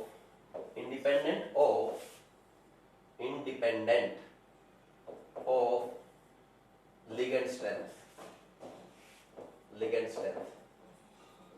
that is they have same electronic configuration in case of weak field ligand as well as strong field ligand। ये आपको लिखना है। ठीक, अब हो गया वो, अब क्वेश्चंस करते हैं। देखो एक क्वेश्चन लिखना है, for which of the following, ऐसे क्वेश्चन आपके एग्जाम में आते हैं, which of the following configuration nu is equal to 2.84 Bohr magneton, ये क्वेश्चन आ रहा है। कैसे करोगे? पहला ऑप्शन दे रखा आपको D5 इन वीक फील्ड लिगेंड, ठीक। सेकंड दे दिया आपको D7 इन, क्या दे दिया इसमें, स्ट्रॉन्ग फील्ड लिगेंड, ठीक। थर्ड आपको दे दिया D8 इन स्ट्रॉन्ग फील्ड लिगेंड, ठीक। एंड फोर्थ इज D4 इन, क्या लिखते हैं, वीक फील्ड लिगेंड। समझ आ रही बात? तो अब आपको बताना न्यू 2.84 किसके लिए आएगा। ऐसे ही क्वेश्चन आपके एग्जाम में पूछे जाते हैं, इसके बाहर क्वेश्चन नहीं आएगा। कैसे करेंगे बताओ भाई? सिंपल सी बात है, न्यू होता आपका n इंटू n प्लस 2, और जब भी न्यू आपको ऐसा दे 2.84 दे दिया तो n वहां पे कितना आएगा, 2, ठीक। Number of unpaid electron 2। अगर 3.87 दे दे तो n आएगा 3, ठीक। 4 दे दे, 4.92 दे दे, n आएगा 4। ऐसे करते हैं। तो इनका कॉन्फ़िगरेशन लिख लो, वीक फील्ड लिगेंड में लिखना है, तो इसका क्या था, T2C3 Eg2, इसका क्या था स्ट्रॉन्ग फील्ड लिगेंड में, T2C6 Eg1, इसका क्या था T2C6 Eg2, और इसका क्या था T2C3 Eg1। नंबर n इसके लिए number of unpaid electron 5, number of unpaid electron 1, number of unpaid electron 2, number of unpaid electron 4। Third answer आ जाएगा। या एक क्वेश्चन एग्जाम्पल यहां पे ये भी पूछ सकता है आपको, विच of the following has maximum magnetic moment या मैक्सिमम पैरामैग्नेटिज्म, ठीक। ऐसे ही पूछ सकता है। जैसे मैं ये करवा देता हूं आपको, देखो यहां पे लिख दिया, मान लीजिए विच of the following has maximum magnetic moment, ये दे दिया मान लीजिए आपको, या मैक्सिमम पैरामैग्नेटिज्म बोल दो। मैग्नेटिक मोमेंट वाला तो हमने कर दिया, इस बार पैरामैग्नेटिज्म लिख लो। क्या लिखोगे, पैरामैग्नेटिज्म। कैसे करेंगे? जैसे मान लीजिए ऑप्शंस दे दिए, ऑप्शंस लिख लो यहाँ पे आप। फर्स्ट ऑप्शन है मान लीजिए FeCN6 3-, ये वाला ऑप्शन है। सेकंड ऑप्शन आपका है CrCN6, ठीक, 3-, ठीक। और थर्ड दे दिया आपको, थर्ड इसमें और दे दिया, मान लीजिए जैसे कोबाल्ट का केस ले लो, CONS3 6 3+, ठीक। कोबाल्ट का तो यही केस बनेगा। फोर्थ और कौन सा केस दे दिया? इसके अलावा मान लीजिए आपको एक एग्जांपल और ले लो, कोई भी एग्जांपल हम ले सकते हैं। मान लीजिए यहां पे दे दिया आपने को Fe और H2O, FeH2O छोड़ दो, है ना, वीक फील्ड लिगेंड ले रहे, स्ट्रॉन्ग लेते हैं। Cn ले लिया, और इसके अलावा ये लो चलो CuH2O4 2+, ये ले लिया मान लीजिए। ठीक, अब देखो कैसे करेंगे। यहां पे ये दे दिया आपको FeCN6, Fe+3 में है, Fe+3 में है, क्रोमियम+3 में है, ठीक, और CO3+ में है और Cu+2 में है। अब इनका कॉन्फ़िगरेशन लिखो। Cn क्या है? स्ट्रॉन्ग फील्ड लिगेंड है। यहाँ पे स्ट्रॉन्ग फील्ड लिगेंड के केस में क्या लिखोगे? स्ट्रॉन्ग फील्ड लिगेंड इसके केस में, ये भी स्ट्रॉन्ग फील्ड लिगेंड है, स्ट्रॉन्ग फील्ड लिगेंड है। NH3 और वाटर, Cu2+ और कॉपर 3+ के केस में स्ट्रॉन्ग फील्ड लिगेंड का काम करते हैं। तो दो सारे स्ट्रॉन्ग फील्ड लिगेंड है, यानी पेयरिंग करवानी है। तो D3+ में क्या आएगा? अच्छा एक काम करो, ये हमें बाद में लिखना था वैसे, है ना, कि ये स्ट्रॉन्ग लिगेंड है। ठीक, पहले कॉन्फ़िगरेशन लिखो कि इसका क्या होगा। Fe क्या होता है? 3D6 और 4H2 और Fe3+ आएगा 3D5। ठीक, D5 आएगा इसका D3 आएगा और कोबाल्ट 3+ का आएगा इसका 3D7 4H2। तो 3D7 3 इलेक्ट्रॉन निकाल दो, D6 आएगा। ठीक, और इसका क्या आएगा? कॉपर 2+ का, इसका D9 आएगा। तो इसका कॉन्फ़िगरेशन लिखो स्ट्रॉन्ग फील्ड लिगेंड के केस में T2G5 Eg0। ठीक, T2G3 Eg0, T2G इसका आएगा 6 Eg0, T2G6 Eg3। Number of unpaired electron 1 या 2, number of unpaired electron 3, number of unpaired electron 0, number of unpaired electron यहाँ पे बात करोगे तो आपका 1 आएगा। समझ आ रही बात? कॉन्फ़िगरेशन आपको पता कैसे लिखते हैं। सबसे ज्यादा किसका आ गया? क्रोमियम 3+ का आ गया। और वैसे भी अगर आपको याद हो, क्रोमियम 3+ में मैंने आपको बताया हमेशा क्या रहेगा? D3, और D3 में इलेक्ट्रॉन की फीलिंग कैसे होगी? ये आपका Eg में आएंगे पहले, तो Eg में करोगे तो इसमें हमेशा तीनों अनपेयर्ड इलेक्ट्रॉन रहेंगे। तो मैंने आपको एक बात बताई थी ना कि हम पेयरिंग लास्ट वाले 2 ऑर्बिटल की करते हैं ना। अगर लास्ट वाले 2 ऑर्बिटल में इलेक्ट्रॉन है अनपेयर्ड और पीछे भी है तो उनकी पेयरिंग करवाते हैं। तो उनकी पेयरिंग इसलिए करवा रहे हैं क्योंकि 3 कम है, पहले 3 अनपेयर्ड इलेक्ट्रॉन तो हमेशा 3 इलेक्ट्रॉन तो अनपेयर्ड ही रहेंगे। अगर किसी भी मेटल आइटम में आयन में 3 ही इलेक्ट्रॉन है वो हमेशा अनपेयर्ड रहेंगे। सिंपल सी बात, क्योंकि पहले क्या करोगे? एक इलेक्ट्रॉन डालोगे ना, या पहले तीसरे इलेक्ट्रॉन की पेयरिंग स्टार्ट कर दोगे, दूसरे या तीसरे की पेयरिंग स्टार्ट नहीं होगी, फोर्थ की पेयरिंग स्टार्ट होगी, और होगी किस केस में? स्ट्रॉन्ग फील्ड लिगेंड में। अब आपको समझ में आ रहा है? कल मैंने बोला था क्रोमियम 3+ होगा तो वहां पे पेयरिंग मत कराना, क्योंकि वो हमेशा अनपेयर्ड ही रहेंगे, क्योंकि वो T2G ऑर्बिटल में पाए जाएंगे। ये बोला था कल मैंने, अगर आपको याद हो तो इसको लिखो। अब हम आगे बढ़ते हैं।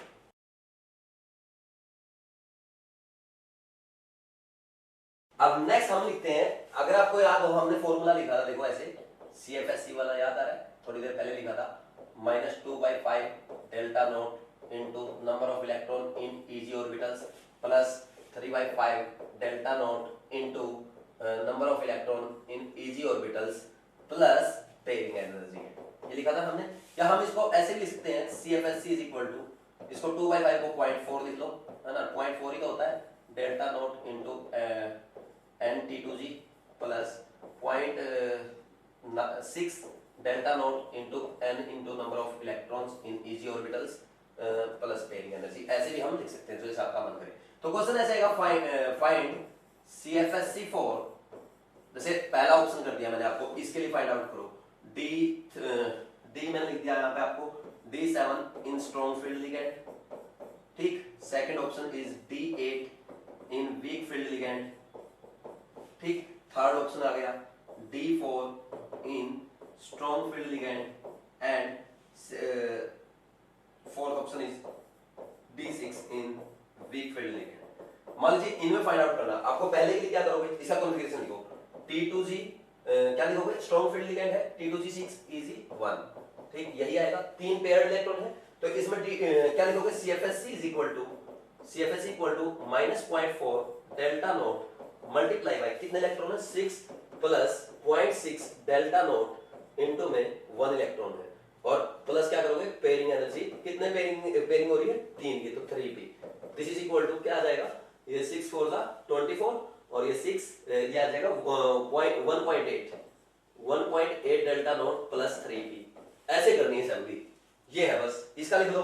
T2G6 Eg2 आएगा इसका, तो इसके लिए CFSC क्या आ जाएगी?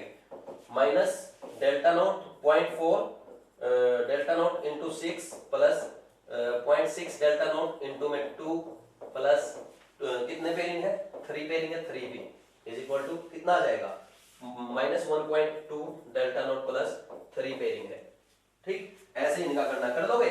T2G 4 इजी 0, ठीक, T2G 4 इजी, T2G कितना आएगा 6 के केस में, T2G 4 इजी 2, ठीक। CFSC कैसे आएगा इसके लिए, इसके लिए -0.4 डेल्टा नोट इनटू में कितना आएगा 6, यहाँ पे कितना है 4 प्लस ये 0.6 delta note into 0 plus pairing कितने की होगी, एक ही पेयरिंग में है तो ये आ गया -0.16 डेल्टा नोट प्लस P, ठीक। ऐसे करना आपने को, ऐसे इसका लिख लोगे।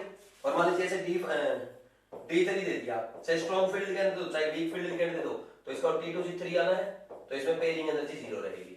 ऐसे करना आपने को, तो ये लिख लो, बाकी घर पे कर लेना आप, ठीक। फिर आगे बढ़ते हैं।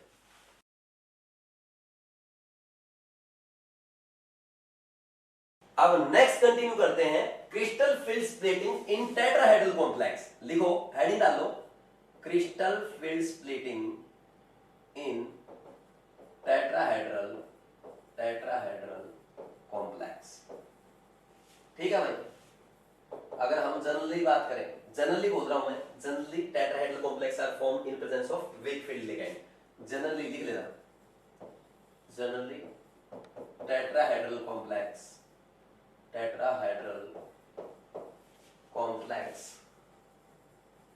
are formed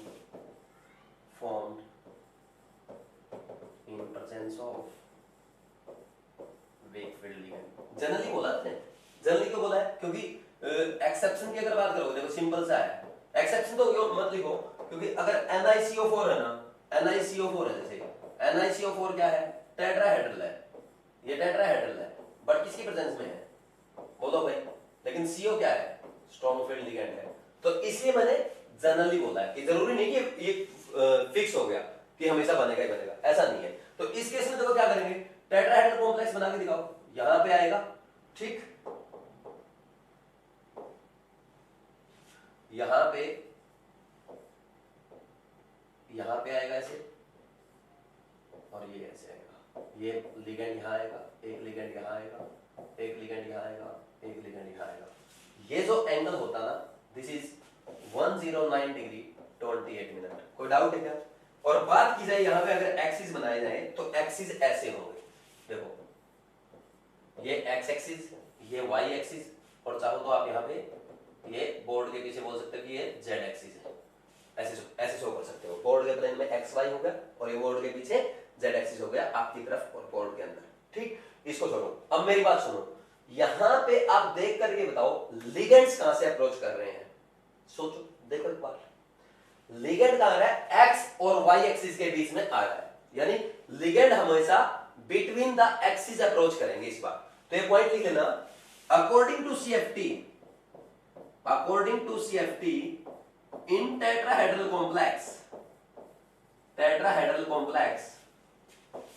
complexes ligands approach between the axes।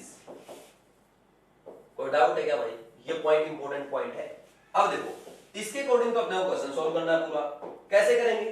जैसे मान लीजिए यहां पे अगर बात की जाए, जैसे dxy है भाई, देखो dxy है, ये बिटवीन द एक्सिस आएंगे, ठीक, और ऐसे ही dyz आएगा, ये dyz बनेगा आपका, और ये dxz बनेगा, ठीक। अब क्या होगा, यहां पे अगर बात की जाए, ये x y, ये yz and this is xz, dxy लिख लो, dxy dyz और dxz। अब लिगेंड कहां से अप्रोच कर रहे हैं, बिटवीन द एक्सिस, यहां पे आएगा लिगेंड, ऐसे देखो यहां से अप्रोच करेंगे लिगेंड, इस बार यहां से आएंगे, समझ आ रही कि नहीं आ रही बात, ऐसे आएंगे। कोई डाउट है क्या किसी को? ऐसे आएंगे लिगेंड, तो यहां पे आएंगे ऐसे, कोई डाउट है क्या भाई? और लिगेंड अगर बिटवीन द एक्सिस आएंगे तो dxy dyz dzx triply generate orbitals में तीनों लिगेंड कहां पे आ रहे हैं, बिटवीन द एक्सिस आ रहे हैं ना। तो बिटवीन द एक्सिस आपके क्या है, एटॉमिक ऑर्बिटल्स है, तो एटॉमिक ऑर्बिटल्स और लिगेंड लिगेंड के जो ऑर्बिटल्स हैं या लिगेंड्स के जो लोब हैं और आपके मेटल ऑर्बिटल के जो लोब हैं वो आपस में एक दूसरे को डायरेक्टली पॉइंट करेंगे, डायरेक्टली टक्कर होगी, आपस में ज्यादा रिपल्सन होगा, एनर्जी इस बार ज्यादा होगी। तो T2G के केस में उल्टा हो जाएगा, इस बार टेट्राहेड्रल में क्या हो जाएगा, इसका उल्टा हो जाएगा। तो लिख लो ये बात, है ना, फिर हम डायग्राम बनाएंगे और अच्छे समझ में आ जाएगा। देखो क्या होता है, ligands directly point two metal orbitals. बोलो भाई कोई डाउट है? और इससे क्या हुआ, हेंस रिपल्सन इंक्रीज, और रिपल्सन बढ़ेगा तो एनर्जी भी तो बढ़ेगी। बात समझ में आएगी नहीं? एनर्जी भी बढ़ती है, समझ आ? और अगर यही बात हम करें किसके, इजी ऑर्बिटल के बात कौन केस में, तो ये इजी ऑर्बिटल है dx² y² एंड dz², ठीक, ये x ये y, this is dx² y² and this is dz², ठीक, दिस इज dz²। देखो इन केस में क्या होगा, अब लिगेंड को तो वहीं आना है अपने रास्ते, बिटवीन द एक्सिस आएगा, बिटवीन द एक्सिस आएगा, बिटवीन द एक्सिस आएगा, ठीक, और ये इस बार एक्सिस के अलोंग है नहीं, ठीक, तो एक्सिस बिटवीन द एक्सिस आ रहा है तो बीच में नहीं आएगा, अब डायरेक्टली पॉइंट नहीं करेगा, तो लिगेंड डायरेक्टली पॉइंट नहीं करेगा तो रिपल्सन कम होगा, एनर्जी कम होगी, तो यानी इस बार इजी ऑर्बिटल की एनर्जी कम होगी। तो क्या बोलोगे, ligands do not point directly to metal orbitals,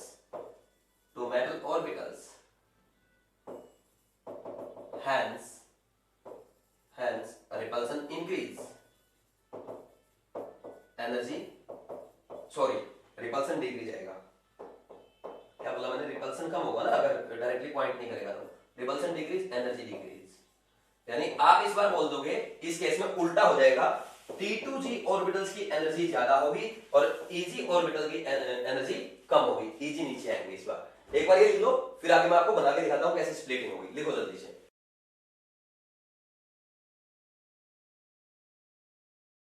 अब नेक्स्ट देखो कैसे करेंगे स्प्लिटिंग, कैसे होगी, crystal field splitting in tetrahedral complex. ये हमारे क्या है, 5 डीजेनरेट ऑर्बिटल्स हैं, ठीक। अब इस केस में क्या होगा, ये T2G की तो एनर्जी इस बार कम होगी और नहीं, T2G की एनर्जी घटेगी और EG की बढ़ेगी, ठीक, EG की बढ़ेगी, ऐसे शो कर देंगे। ये मान लीजिए हमने 0 मान लिया, तो इसको हम क्या कहेंगे, 3/5, वो वही रहेगा 3/5 डेल्टा नॉट, तो ये माइनस का रिप्रेजेंट कर रहा है कि एनर्जी घट रही है, और यहां पे क्या लिखोगे, यहां पे हम लिखते हैं 2/5 डेल्टा नॉट, 2/5 डेल्टा नॉट। बात समझ में आ रही है? और वो dq लिखना था तो लिख दो कि ये कितना आएगा, ये 4dq and this is 6dq, ऐसे भी लिख सकते हो, वो आपकी मर्जी पे डिपेंड करता है कैसे आप लिखना चाहते हो, ठीक। और CFSE कैसे लिखोगे, इसकी CFSE लिखते टाइम अपने क्या लिखना है भाई, ये क्या है, ये आपके इजी ऑर्बिटल्स हैं और ये आपके T2G ऑर्बिटल्स हैं, या 3 दिखाओ यार, ऊपर 3 नहीं दिखाया हमने, ऊपर 3 तो दिखाने पड़ेंगे ना, ऊपर 3 ये लो T2G ऑर्बिटल्स, ठीक, और ये सही से लिख लो EG ऑर्बिटल्स हैं। तो अब कैसे लिखेंगे CFSE, यहां पे लिखोगे -3/5 delta not into number of electron in EG orbitals plus 2/5 delta not into number of electron in T2G orbitals, ये तो लिखेंगे, और क्या कर दोगे प्लस में पेयरिंग एनर्जी, ठीक, और उसको 0.4 और ऐसे लिखना 0.6 लिखना था तो वो भी लिख सकते हो, इसको 0.6 उसको 0.4 भी लिख सकते हो, वो आपकी मर्जी पे डिपेंड करता है जैसा लिखना चाहो। इसको लिखो, फिर एक एक का कॉन्फ़िगरेशन लिखेंगे।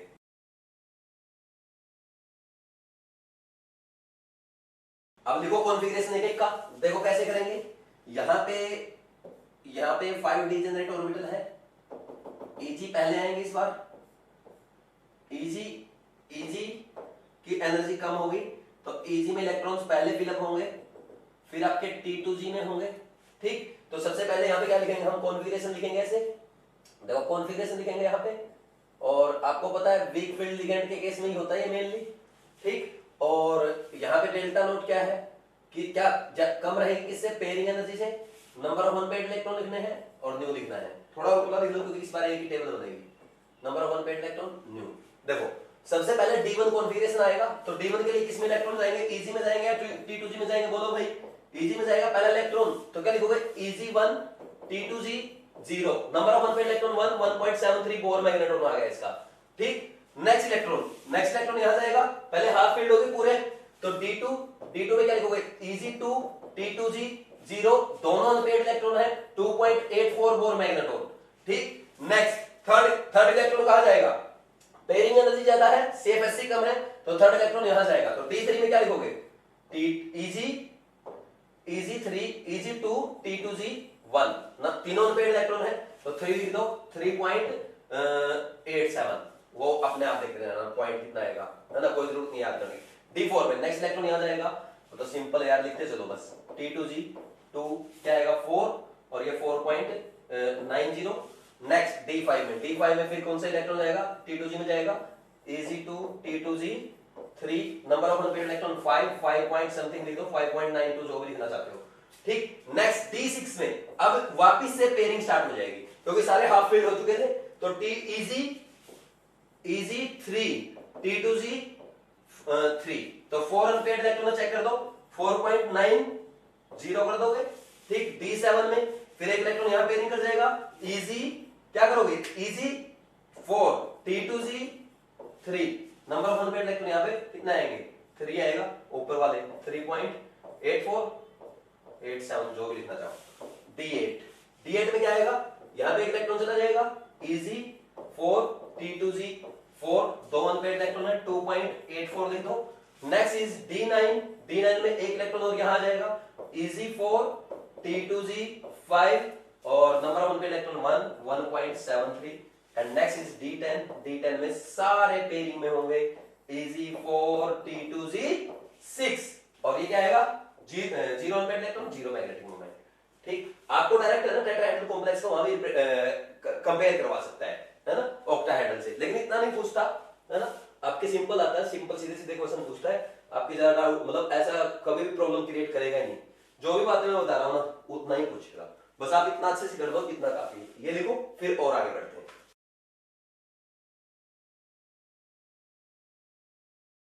अब नेक्स्ट देखो क्वेश्चन कैसे बन सकते हैं, एक तो सिंपल आपका टेट्राहेड्रल कॉम्प्लेक्स के लिए आपसे एनर्जी पूछ सकता है, जैसे बोल दिया find CFSC for tetrahedral complex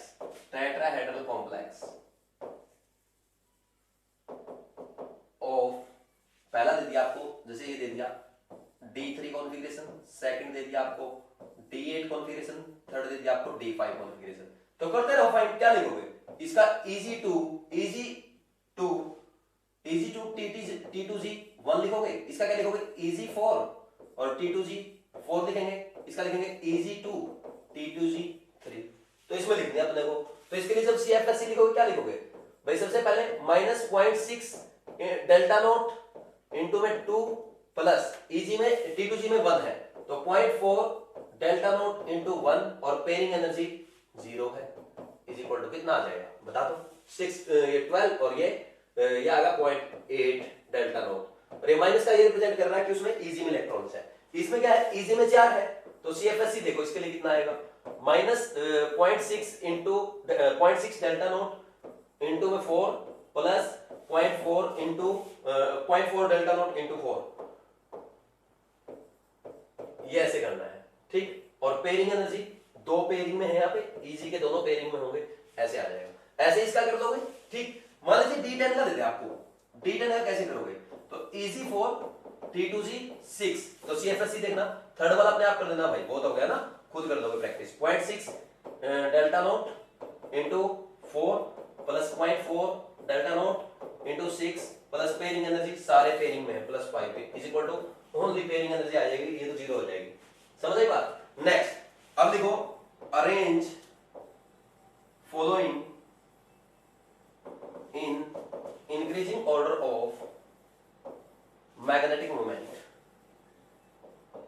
ठीक, मैग्नेटिक मोमेंट, पहला ऑप्शन आपका MnCl4 2-, ठीक, सेकंड ऑप्शन है COCl4 2-, थर्ड NiCl4 2-, जहां पे Mn +2 में है, ठीक, +2 में यानी 3d5 आएगा, और यहाँ पे CO +2 में है, 3d कितना है फेकोनी 3d7 आएगा, और निकिल 2+ का ये 3D8 आएगा। कॉन्फ़िगरेशन लिख दो Eg2 T2G3, क्योंकि वीक फील्ड लिगेंड है। Eg2 और Eg2 नहीं, हाँ Eg2 है 2 3 5 और Eg4 T2G3 ऐसे आएगा। Eg4 T2G4, तो इसमें कितने आएंगे? नंबर ऑफ अनपेड इलेक्ट्रॉन 5 आ गया। नंबर ऑफ अनपेड इलेक्ट्रॉन कितना आएगा? 3 आएगा। नंबर ऑफ अनपेड इलेक्ट्रॉन 2, तो 1 का सबसे ज्यादा, फिर 2 का, फिर 3 का। ये क्वेश्चन एग्जाम में पूछा हमने। ऐसे क्वेश्चन आपके एग्जाम में आ जाते हैं। अच्छा एक छोटी सी मिस्टेक है यहाँ पे, जहां पे हमने डेल्टा नोट लिखा ना, वहां पे हर जगह डेल्टा टी लिखो, क्योंकि यहाँ पे क्या कर रहे हैं हम, किसके लिए लिख रहे हैं? Crystal field stabilization energy for tetrahedral complex, है ना। डेल्टा टी कर दो, मैंने वहां पे डेल्टा टी लिख दिया हर जगह, है ना। डेल्टा नोट लिख दिया, तो और कहां पे लिखा? जहां भी लिखा वहां देख लेना। ये जो है ना यहाँ पे, ये हर जगह डेल्टा टी आएगा, डेल्टा टी आएगा। ठीक, इसको ठीक कर देना, कर दोगे? बस ये छोटी सी मिस्टेक कर दी, डेल्टा टी आएगा हर जगह, ये आपको करना है। यहाँ पे डेल्टा नोट मत लिखो, कहीं भी मत लिखो, ठीक। डेल्टा टी लिखो हर जगह, तो इसको लिख लो। एक बार करेक्शन कर देना, हर जगह टेट्राहेड्रल कॉम्प्लेक्स के लिए डेल्टा टी, ऑक्टाहेड्रल के लिए डेल्टा नोट, ठीक। लिख लो जल्दी से।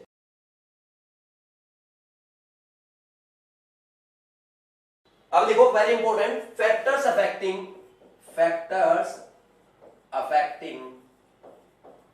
CFSC, crystal field stabilization energy. ठीक, पहला फैक्टर कौन सा आएगा? देखो फर्स्ट फैक्टर है nature of metal.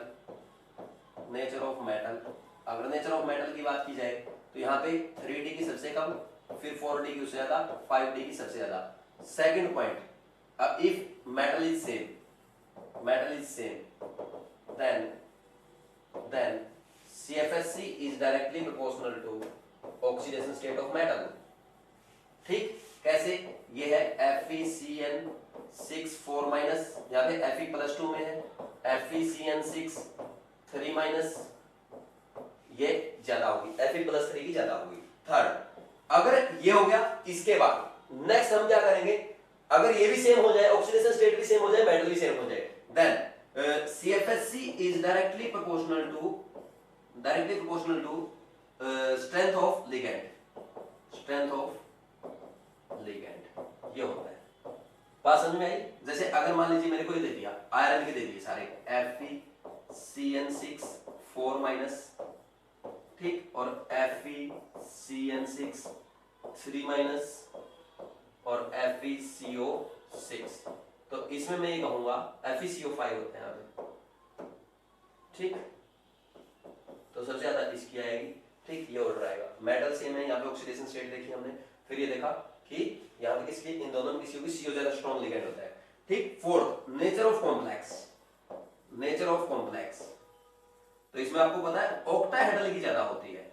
Octahedral has more CFSC than tetrahedral, और इसका फॉर्मूला भी है वैसे, है ना, delta O is equal to, sorry delta T is equal to, यानी टेट्राहेड्रल की जो होती है that is equal to 4/9 of delta naught, या इसको हम ऐसे लिख देते हैं अप्रोक्स 0.45 डेल्टा नोट, और ऐसे लिख देते हैं 45% ऑफ डेल्टा नोट। जो आपको सही लगे वो ध्यान रख सकते हो, ठीक। अब ऐसा क्यों होता है? देखो इसका रीजन क्या है, ये हम करते हैं। लिखना साहब लिख लो, लेकिन एक बार एग्जाम में पूछा गया था, आपके एग्जाम में इतना डिटेल में नहीं पूछा जाता, फिर भी मैं बता देता हूं आपको, मैंने क्वेश्चन दे रखा है। देखो होता क्या है, delta T is equal to 4/9 delta naught, because पहला रीजन, देखो पहला रीजन ये है, वहां पे क्या है, यहाँ पे हम क्या बात करेंगे, यहाँ पे 4 लिगेंड अप्रोच कर रहे हैं, वहां पे 6 लिगेंड अप्रोच करते हैं, ठीक। There are 4 ligands in tetrahedral complex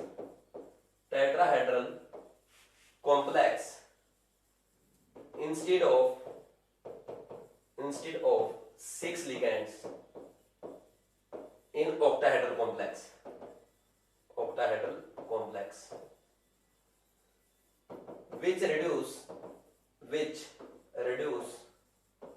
CFSC by 2/3। ठीक, होता क्या है भाई, वहां पे 4 लिगेंड है, यहाँ पे 6 लिगेंड है, तो अप्रोक्स 2/3 से कम हो जाती है, ठीक। सेकंड रीजन, सेकंड पॉइंट की अगर बात की जाए, टेट्राहेड्रल कॉम्प्लेक्स में जो मेटल ऑर्बिटल्स हैं और लिगेंड के ऑर्बिटल है, वो बिल्कुल एग्जैक्ट डायरेक्टली पॉइंट नहीं कर पा रहे। क्योंकि टेट्राहेड्रल कॉम्प्लेक्स में लिगेंड कहां से अप्रोच कर रहे हैं, बिटवीन द एक्सिस, लेकिन ऑक्टाहेड्रल कॉम्प्लेक्स में वो अलोंग द एक्सिस आ रहे हैं, जो डायरेक्ट पॉइंट कर रहे हैं। ऑक्टाहेड्रल कॉम्प्लेक्स में रिपल्सन ज्यादा होगा, टेट्राहेड्रल कॉम्प्लेक्स में रिपल्सन थोड़ा कम होता है, क्योंकि डायरेक्टली पॉइंट नहीं करते वहां पे बिल्कुल आमने सामने नहीं आ पाते, क्योंकि वो बिटवीन द एक्सिस आ रहे हैं। अब बिटवीन द एक्सिस तो आ रहे हैं, बिटवीन द एक्सिस बिल्कुल एग्जैक्ट 45 पे नहीं आ रहे कि T2G के ऑर्बिटल को बिल्कुल डायरेक्ट पॉइंट कर रहे हैं, वो मैंने दिखा दिया, लेकिन थोड़ा बहुत एंगल उनका अलग रहता है, इसलिए थोड़ी सी वहां पे रिपल्सन कम है, थोड़ी सी एनर्जी कम होती है। तो क्या लिखेंगे, यहां पे लिखेंगे the direction of ligand orbital in tetrahedral complex does not point exactly to the metal orbital which further reduce CFSC by 2/3। तो इसलिए हम क्या करते हैं, delta T is equal to 2/3 of delta naught 4/9 delta naught हो जाता है। ठीक, एक बार ये एग्जाम में पूछा हुआ क्वेश्चन है, जेईई मेंस का पूछा हुआ क्वेश्चन है, तो इसलिए मैंने आपको डिटेल में एक्सप्लेन भी कर दिया, चाहे आपसे डायरेक्ट ये पूछ ले, चाहे आपसे एक्सप्लेनेशन पूछ ले। तो दो ही रीजन इसके, एक तो वहां पे 4 लिगेंड है और ऑक्टाहेड्रल में 6 लिगेंड है, तो 4/6 2/3 हो गया, वैसे ही है ना, लिगेंड ज्यादा होंगे तो वहां पे क्रिस्टल फील्ड स्टेबलाइजेशन एनर्जी ज्यादा होगी, ठीक, वो उसकी 2/3 हो जाएगी। और इस केस में क्या होगा, थोड़ी से वहां पे सही से वो डायरेक्ट उसको लिगेंड को पॉइंट नहीं कर पा रहे, इसलिए टेट्राहेड्रल में थोड़ी सी कम रहती है, ऑक्टाहेड्रल में ज्यादा होती है। तो ये था आज का आपका लेक्चर क्रिस्टल फील्ड थ्योरी का। अब आपको क्या करना है, एनसीईआरटी से क्रिस्टल फील्ड थ्योरी अच्छे से समझ लेना है। पहले इसको लेक्चर को पढ़ो, जैसे मैंने बताया था, आपको लिख लिख के भी देखने हैं, टेबल अपने आप बना करके देखनी है, बाकी कल के लेक्चर में करेंगे। तो आज आपको सीएफएससी पढ़नी है 9.5.4, यानी पेज नंबर 250 में देखिए, ओनली सीएफएससी आपको यहां से पढ़ना है, कलर वगैरह हम आगे आने वाले लेक्चर्स में करेंगे। ठीक, आगे के 2 लेक्चर भी इंपॉर्टेंट बचे हैं, तो आपको वो भी अच्छे से करने हैं। पहले ये लेक्चर आज वाला जो बहुत इंपॉर्टेंट है, ये अच्छे से करो। ठीक, ये लेक्चर पढ़ने के बाद कल के जितने भी डाउट है, ऐसा क्यों हो रहा था, पेयरिंग क्यों हो रहा था, वो आप सब देख सकते हो। और क्रिस्टल फील्ड स्टेबलाइजेशन एनर्जी में ही आपकी क्या आएगी, जो स्पेक्ट्रोकेमिकल सीरीज है वो आएगी, वो वहां पे नहीं आएगी, वहां पे मैंने बस ओनली क्वेश्चन कराने के लिए आपको बताई थी, ये बात मैं पहले भी आपको बोल चुका हूं। ठीक, आप इसको पढ़ने के बाद उनके एक्सप्लेनेशन, उनके रीजन जान सकते हो हर क्वेश्चन के। ठीक है, तो ये आपको अच्छे से करना है, फिर एनसीईआरटी से पढ़ लेना। Thank you.